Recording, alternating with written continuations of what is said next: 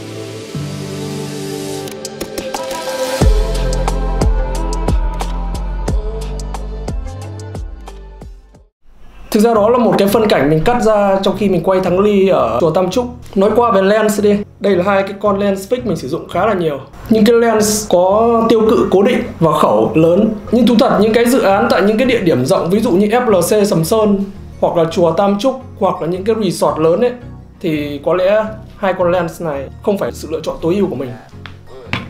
Khi chúng ta quay những cái địa điểm rộng, những cái công trình hoành tráng và khủng bố thì chúng ta không thể cầm một cái lens fix để chạy quanh được. Chúng ta bắt buộc phải có một con lens zoom.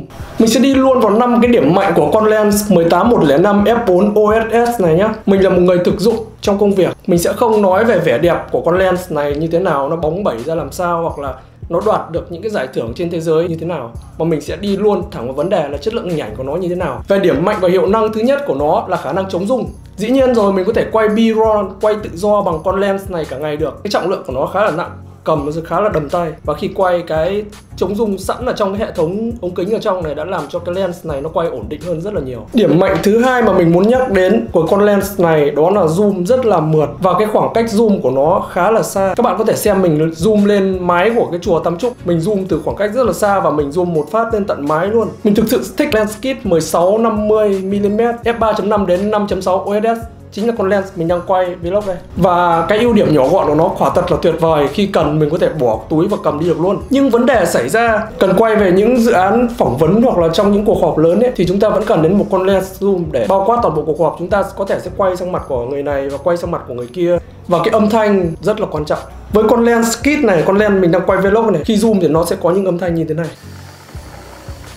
Nó gây ảnh hưởng rất lớn đến những cái đàm thoại trong cuộc họp. Nó sẽ kêu những cái tiếng rè rè rè rè. Nó sẽ thu trực tiếp luôn vào mic của chúng ta. Còn đây là âm thanh khi mình zoom bằng con 18105 f4 này. Không có tiếng gì luôn. Và một cái điểm đặc biệt nữa của hệ thống zoom ở trong lens 18105 f4 này là nó nằm ổn định hoàn toàn bên trong thân lens này luôn. Nó sẽ không bị thò ra ngoài. Thế nên khi cho lên gimbal nó rất là cân bằng. Có nghĩa là toàn bộ hệ thống nó nằm hết ở bên trong này.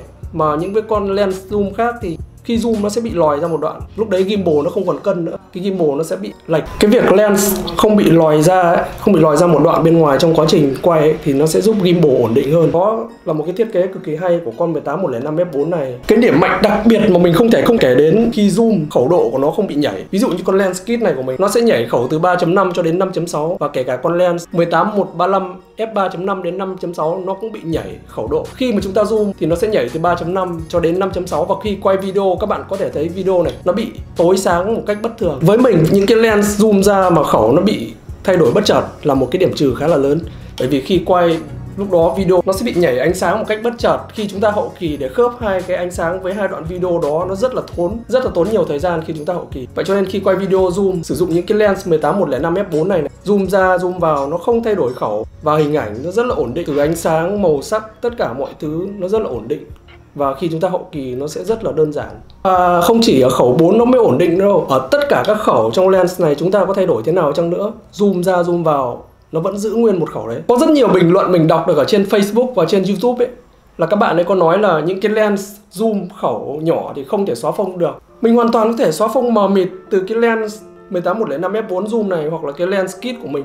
Đây là một đoạn mình quay thắng ly ở trong chùa Tam Trúc và mình xóa phông mờ mịt luôn. Các bạn có thể xem cái đoạn video này. Điều thứ ba mà mình muốn nói trong video này là độ nét của video. Về cái độ nét của con lens 18-105 f4 này, nó nét hơn lens kit 16-50 f3.5 đến 5.6 khoảng 30%. Một con số khỏi phải nói đúng không? Cái giá của nó gấp mấy lần con lens kit rồi. Và 30% có vẻ như là một con số nhỏ, nhưng trong quay video ấy, nét hơn 30% đó là cả một thay đổi lớn. Cái điểm mạnh thứ tư và cũng là cái điểm mạnh cuối cùng mình muốn chia sẻ, có thể bạn chưa nghe được từ kênh YouTube nào, vì đây là những cái trải nghiệm thực tế của mình từ con lens 18-105mm này, và mình sẽ tiết lộ cho các bạn ngay sau đây. Như các bạn biết, ở các máy Sony hệ crop cũng như hệ full frame, nó sẽ có một hiện tượng, nhất là khi chúng ta quay 4K, là cái hiện tượng quá nhiệt ở máy.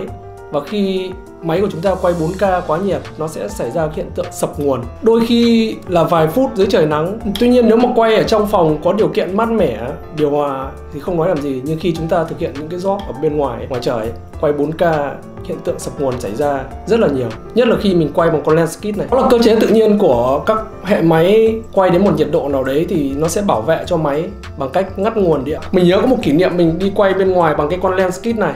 Và lần đấy mình vào Thung Nham làm một cái dự án ở trong đó. Mình quay ngoài trời rất là nhiều. Và cái hiện tượng sập nguồn này cũng đồng thời xảy ra rất là nhiều khi quay 4K. Và mình lại vừa phải ngồi trên thuyền này, mình vừa thay pin và chờ pin nguội. Sau đó mình lắp vào để tiếp tục quay được. Bỏ lỡ khá là nhiều shot quay chim ở trong Thung Nham. Và cái bất ngờ xảy ra và mình phát hiện ra là khi mình dùng con lens 18-105 f4 này với body A6300 của mình đây, thì cái hiện tượng sập nguồn ở body nó không xảy ra nữa. Mặc dù hôm đấy mình quay thắng ly cả một ngày luôn ở trên chùa Tam Trúc, thời tiết thì nắng và mình quay bằng 4K khá là nhiều. Tuy nhiên cái hiện tượng sập nguồn nó không còn nữa. Và sau khi tìm hiểu lại thì mình mới để ý cái con lens kit của mình, thân lens nó làm bằng nhựa, nó khiến cho cái việc tỏa nhiệt của body nó không hiệu quả bằng cái thiết kế kim loại nguyên khối của con lens 18-105 f4 này. Nó sẽ giúp cho cái việc tỏa nhiệt của máy tốt hơn khi quay 4K. Quả thật là hôm mình quay thắng ly hôm đó ở trên chùa Tam Trúc đấy, mình nín thở khá là nhiều. Mình quay ở ngoài trời và mình chờ đợi cho đến cái lúc mà nó bị sập nguồn, bởi vì mình quen với hiện tượng ấy rồi khi mình sử dụng các lens khác. Mà khi sử dụng con lens này để quay thì nó không xảy ra hiện tượng đó, mình khá là bất ngờ. Kết luận thứ tư, đây là cái kết luận mà mình đã khám phá ra trong quá trình quay đấy. Lens 18-105 f4 này nó sẽ giúp cho body của các máy có khả năng quay 4K thoát nhiệt tốt hơn, làm mát cho máy tốt hơn, tránh cái hiện tượng sập nguồn khi quá nhiệt. Vừa rồi là 4 cái điểm mạnh khi quay video bằng cái lens 18-105 f4 này. Quả thật nếu khối lượng công việc của bạn là quay nhiều hơn chụp ấy, thì 18-105 f4 này là một sự lựa chọn rất là tốt. Nhưng nếu khối lượng chụp của các bạn nhiều hơn là quay, các bạn có thể cân nhắc để mua cái con lens 18-135mm. Đến phần thứ hai của video này là review về ảnh.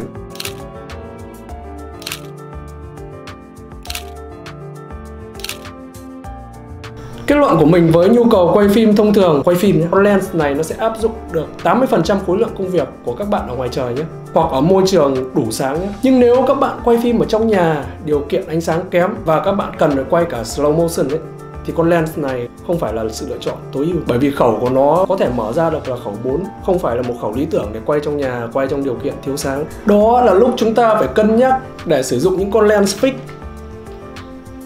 như hai con lens này chẳng hạn. Với khẩu lớn, nó là sát thủ bóng đêm luôn. Chúng ta quay nó trong nhà, điều kiện thiếu sáng rất là tuyệt vời và độ nét của nó rất là lớn. Vừa rồi là cái video của mình show ra những cái điểm mạnh cũng như cái điểm yếu của con lens 18-105 f4 này. Thực sự nó phù hợp với những người có khối lượng quay video nhiều hơn chụp như mình. Và với những dự án đòi hỏi độ nét cao, những dự án của những khách hàng quan trọng thì mình sẽ sử dụng combo khác. Thế còn bạn, đánh giá của bạn về con lens này thế nào? Nó có phục vụ tốt những cái nhu cầu quay chụp của bạn không? Hãy để lại ở phần comment bên dưới nhé. Mình là Lơ, mình là người thích quay phim, mình thích du lịch, mình thích trải nghiệm cuộc sống và mình thích nghe nhạc. Like video của mình nếu cảm thấy hay và đừng quên nhấn vào nút đăng ký ở phía bên dưới để không bỏ lỡ video nào về quay phim, về du lịch, về trải nghiệm.